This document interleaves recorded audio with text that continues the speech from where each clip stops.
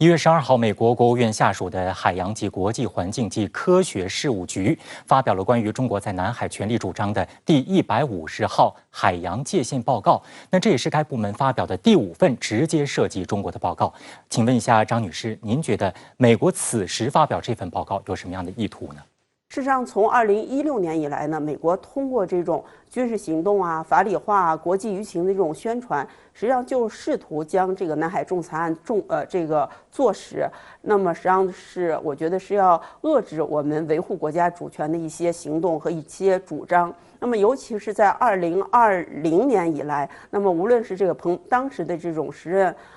国务卿蓬佩奥，还是2021年这个布林肯的一些发言，都可以看出，美国未来呢仍将把这个落实南海仲裁案裁决呢，作为在这个南海地区中国开展法理斗争的一个这个基本的法律主张。美国的这一份海洋界限报告呢，提出了4点，认为中国的主张所谓不符合国际法的方向，几乎是全盘否定了中国在南海地区的这个海洋权利主张。那根据联合国海洋法公约，美国的这些所谓的主张能够站得住脚吗？无非就是重新炒作了过去的报告，无非就是重新炒作了援引了仲裁裁决里面的部分内容。那么事实上呢，它实际上是老调重弹之余，其实是完全没有任何说服力。因为随着时间的流逝，越来越多的国家跟学者也发现了2016年7月12号的仲裁裁决报告是有非常多的瑕疵跟不当之处的。我们知道美国呢是拒绝加入联合国海洋法公约的，但是却每每以公约为名，对包括中国在内的全球众多国家对自己领海的主张呢是指手画脚。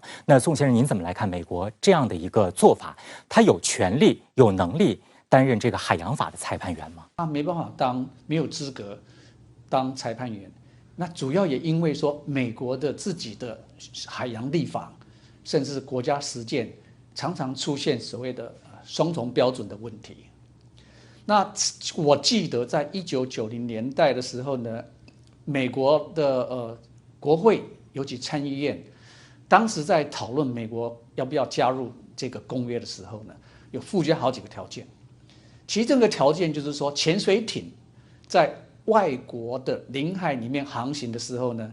他说可以不需要浮出水面。但是公约的规定是说，在领海行使无害通过权的时候呢，这个潜水艇必须要浮出水面，而且要展示旗帜。所以这个地方可以看出说，美国的主张跟公约是有相抵触的地方。1月20号，美国军舰再次非法闯入我国西沙领海南部战区，我国国防部均发声表示坚决反对。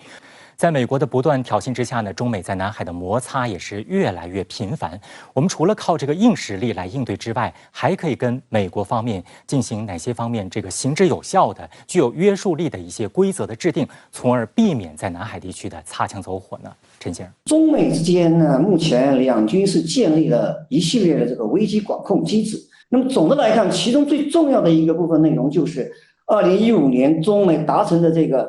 正式签署的海空相遇安全行为规则。但是这里面有一个很重要的问题是，这规则能不能得到实行，还是要看美方有没有这个意愿。主要原因在于美方的一线人员他采取的是任务式指挥的这个机制，也就是说美方他的这个一线作战人员具有较多的灵活性，对于海上发生的情况，他可以在不向总部通报的情况下，以及说根据任务的需要，他来采取这个决策。